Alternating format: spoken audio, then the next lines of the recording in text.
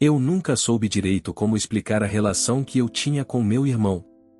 Talvez porque ela fosse cheia de contradições, cheia de silêncios pesados, e até hoje eu me pego tentando entender o que aconteceu entre a gente. Crescemos sob o mesmo teto, dividindo o mesmo espaço, mas sempre como dois mundos separados, como se uma parede invisível estivesse entre nós, uma parede que construímos com brigas bobas, ressentimentos e um orgulho que nunca soubemos como quebrar. Desde pequenos, parecia que a gente estava sempre em competição, mesmo que não fosse algo explícito. Eu não gostava de admitir, mas tinha ciúmes dele. Talvez porque ele parecia ter tudo aquilo que eu queria, uma facilidade para fazer amigos, um jeito de conquistar o mundo que eu nunca tive. Ele tinha aquele sorriso aberto, aquele olhar que parecia entender tudo sem precisar dizer nada. Eu, por outro lado, sempre me sentia deslocado, meio invisível, meio preso dentro da minha própria cabeça. A gente brigava por coisas pequenas, em quem ia usar o videogame, quem sentava no banco da frente do carro, até por um pedaço de pizza. E nessas brigas, a gente machucava um ao outro de um jeito que só irmãos sabem, as palavras que cortam fundo, ironias, aquele silêncio que pesa mais do que qualquer grito. Depois, vinha o afastamento. Passávamos dias sem trocar uma palavra, cada um no seu canto, fingindo que nada tinha acontecido, como se o tempo pudesse curar sozinho aquilo que a gente nunca tentou realmente resolver. Mas por baixo dessa fachada de brigas e distanciamento, eu sabia que existia algo mais. Eu sentia uma mistura de raiva, inveja e um desejo enorme de ser aceito por ele, um desejo que eu tinha medo de admitir, até para mim mesmo. A gente queria ser próximo, mas não sabia como. Ele, talvez, sentisse o mesmo. Eu me pergunto quantas vezes ele tentou chegar perto e eu fechei a porta sem perceber. Nossa mãe sempre dizia que irmãos são para a vida toda, que brigas são só parte do caminho, que a gente ia se entender quando crescesse. Mas eu não sabia se acreditava nisso. A gente cresceu, sim, mas a distância entre nós só parecia aumentar. Ele tinha seus amigos, sua vida, suas prioridades. Eu, as minhas. E as conversas que a gente tinha, quando aconteciam, eram rasas, meio desconfortáveis, como se a gente tivesse medo do que poderia surgir se falássemos de verdade. Eu lembro de uma vez, na adolescência, quando ele me pegou no flagra chorando no meu quarto. Tentei disfarçar, mas ele insistiu. Aquele momento ficou marcado para mim, porque foi a única vez que ele realmente tentou me entender. Ele não disse muita coisa, só ficou ali, quieto, até eu parar de chorar. Mas naquela noite, mesmo sem palavras, eu senti que ele se importava.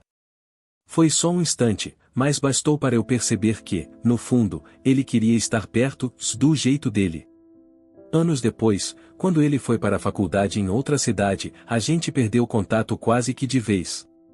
As mensagens foram ficando cada vez mais esporádicas, as ligações quase desapareceram.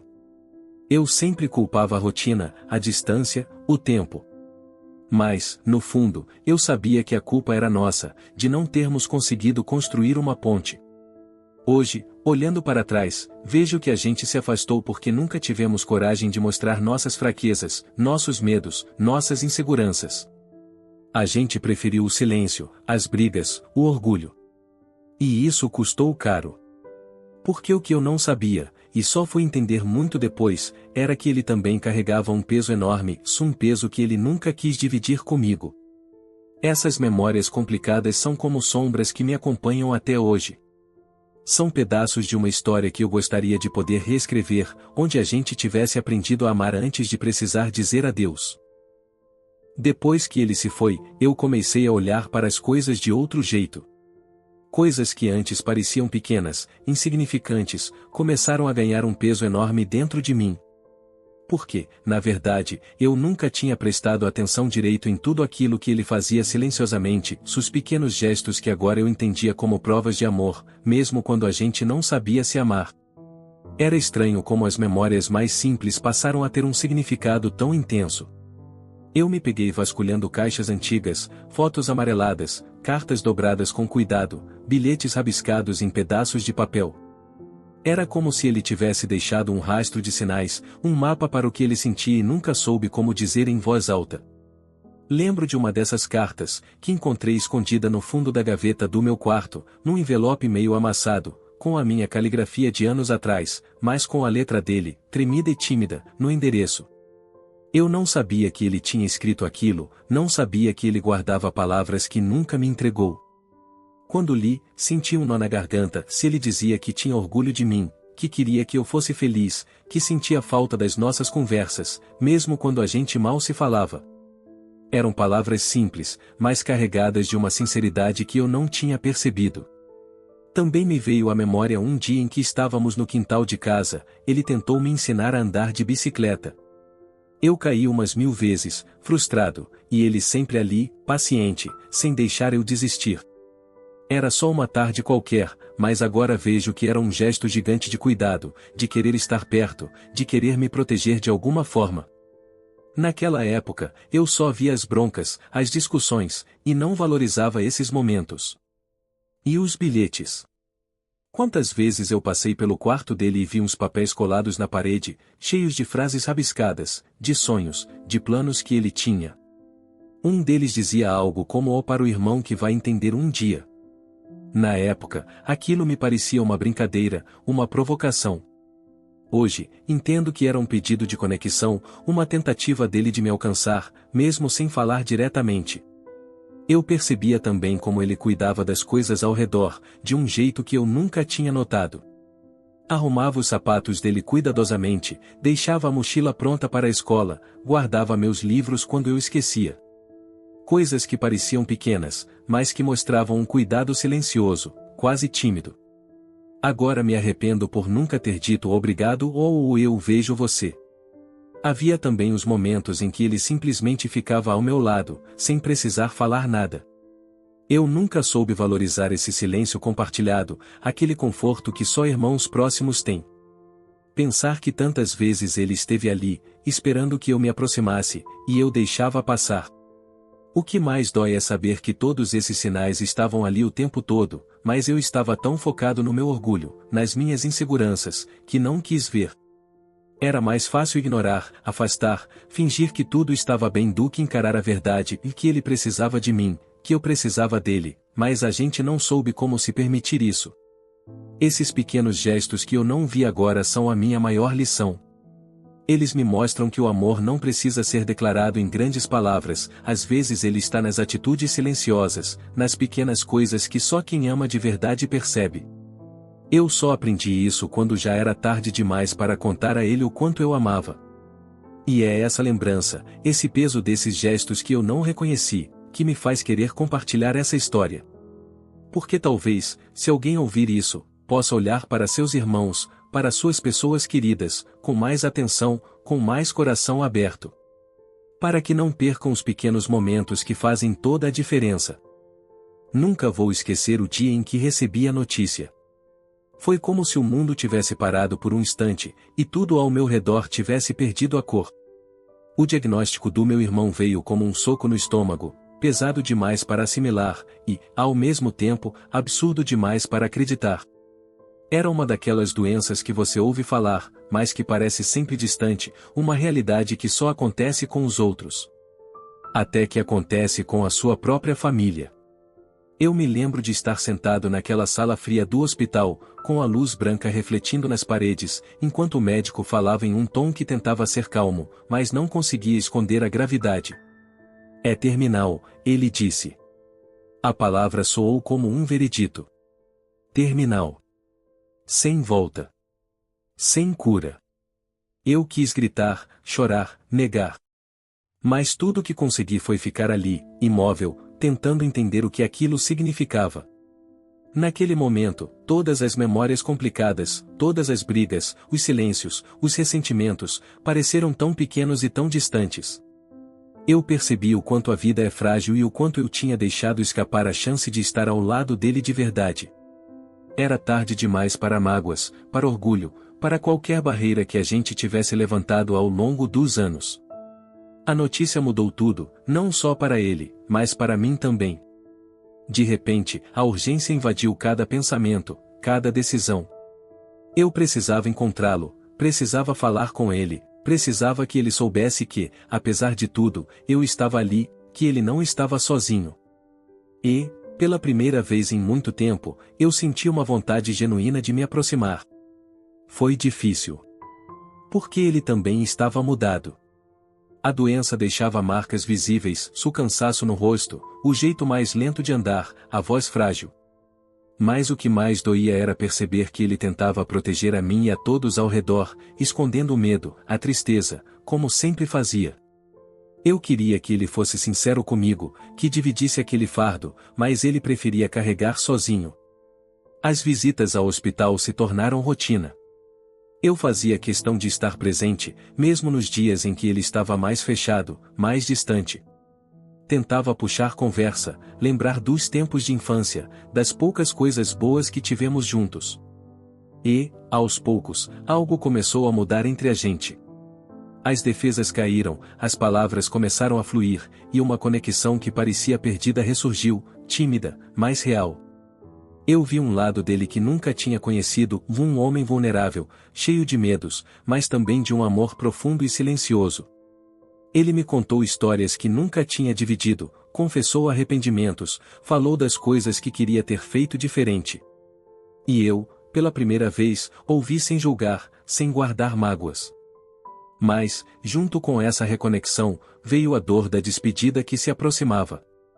Cada encontro era uma mistura de esperança e tristeza, como se estivéssemos tentando segurar o tempo que restava, sabendo que ele escaparia pelas nossas mãos. Eu queria mais tempo, queria mais dias para consertar tudo, para mostrar o quanto ele significava para mim. O diagnóstico não foi só uma sentença para ele, ou foi um despertar para mim. Um chamado para amar sem medo, para valorizar cada momento, para perdoar o passado e construir o presente. Eu sabia que não podia mudar o que aconteceu, mas podia fazer o melhor com o que ainda tinha. Essa fase da nossa história é marcada pela luta, não contra a doença, porque aquela batalha era dele, mas contra o tempo, contra a distância que a gente mesmo criou. É a luta para encontrar a humanidade no meio da dor, para redescobrir o amor fraterno que estava escondido sob as camadas de orgulho e mágoas. E foi ali, naquele momento difícil, que eu comecei a entender que o amor verdadeiro não é perfeito, não é fácil, mas é urgente. Porque a vida pode mudar num instante, e a gente só percebe o valor das pessoas quando elas começam a desaparecer.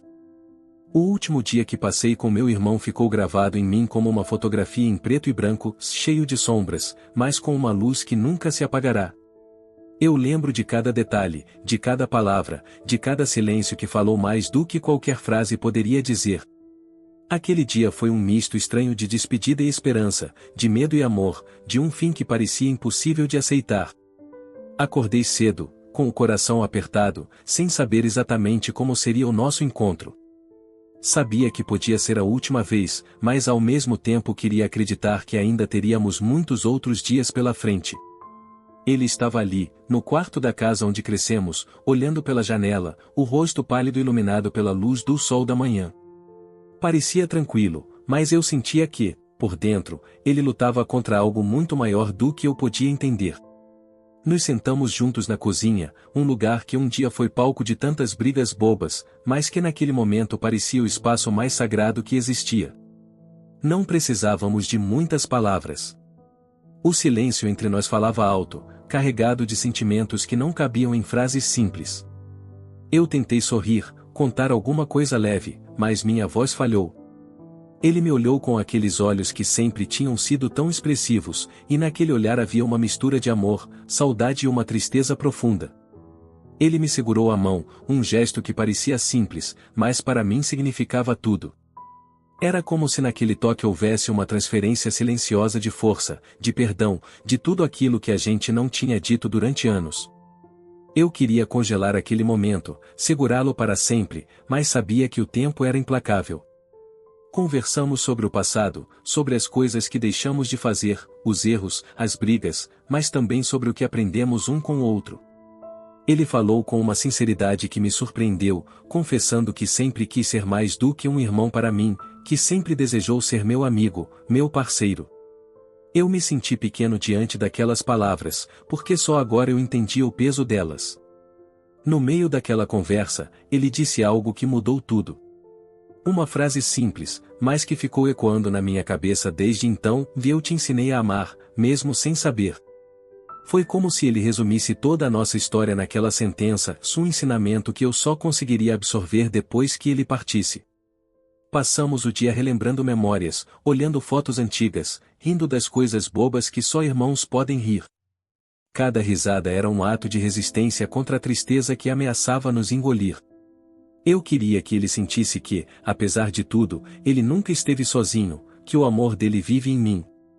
Quando a noite caiu, eu sabia que o fim estava próximo. Ele estava cansado, mas tentou sorrir para me tranquilizar. Eu segurei sua mão até o último suspiro, até a última palavra. No silêncio daquele quarto, onde tantos momentos difíceis foram vividos, também aconteceu a maior demonstração de amor que eu já testemunhei. Depois que ele se foi, fiquei ali, sentado, tentando entender como uma pessoa tão cheia de vida podia partir assim, deixando um vazio que eu não sabia como preencher. Mas, mesmo na dor, eu sentia uma gratidão enorme por aquele último dia, por ter sido possível, por ter sido real, por ter me dado a chance de aprender a amar de verdade. Esse último dia juntos é minha lembrança mais preciosa. É o capítulo final de uma história que, apesar de tudo, tem um significado profundo. O amor é maior que o tempo, que a distância, que o silêncio. E mesmo quando parece tarde demais, sempre existe a possibilidade de recomeçar, de se conectar, de amar. Depois que ele se foi, a casa ficou estranhamente silenciosa. O eco das nossas vozes, as risadas, as discussões bobas, tudo pareceu se dissipar no ar, como se tivesse sido sugado por um buraco que ninguém consegue preencher. No começo, eu não sabia o que fazer com aquela ausência, aquele vazio que parecia engolir tudo ao meu redor. Foi um momento em que a solidão não era só estar sozinho, era sentir que uma parte de mim havia sido arrancada de forma irreparável. Nos dias que se seguiram, cada objeto da casa me lembrava dele. O par de tênis que ele usava para correr no parque, o livro surrado que ele adorava ler, a camiseta que ficou esquecida no sofá. Tudo carregava a essência dele, como se ele tivesse deixado ali um pedaço de si para que eu pudesse tocar, para que eu pudesse lembrar. Eu me peguei conversando com essas coisas, como se elas pudessem responder, como se ainda houvesse uma forma de conexão. Mas o que mais doía não era a ausência física, era perceber tudo o que eu não tinha feito, tudo o que não disse. O peso do tarde demais ou esmagava a minha garganta a cada pensamento. Eu só entendi o verdadeiro valor dele depois que ele partiu, seu irmão, o amigo, o companheiro que eu nunca soube valorizar enquanto estava ao meu lado. Eu me peguei revirando memórias antigas, tentando encontrar algum sentido, alguma resposta para o que aconteceu. Lembrei das brigas que tivemos, do orgulho que me cegava, das vezes que deixei de estar presente. Cada erro parecia um punhal cravado no meu peito. E, no meio daquela dor, surgiu uma vontade intensa de transformar aquele luto em algo maior, em uma homenagem que pudesse honrar a vida dele e o amor que ele me ensinou. Foi assim que comecei a escrever cartas para ele, cartas que eu sabia que ele nunca leria, mas que me ajudavam a colocar para fora tudo o que eu sentia. Eu falava dos meus arrependimentos, das saudades, das pequenas coisas que eu finalmente aprendi a valorizar. Nessas cartas, eu tentava encontrar paz, tentar entender que, apesar de tudo, ele me ensinou algo que vai além da vida, o amor incondicional, a importância do perdão, a força da reconexão. O processo de lidar com a perda foi doloroso, mas também transformador. Eu comecei a me permitir sentir, a não fugir da dor, a aceitar que o luto faz parte do amor. Aprendi que amar não é só estar presente nos momentos bons, mas também estar disposto a enfrentar a ausência, a solidão e a tristeza. E que o amor verdadeiro não desaparece com a morte, se ele se transforma, ganha outras formas, outras dimensões. Com o tempo, comecei a olhar para minha própria vida com mais clareza.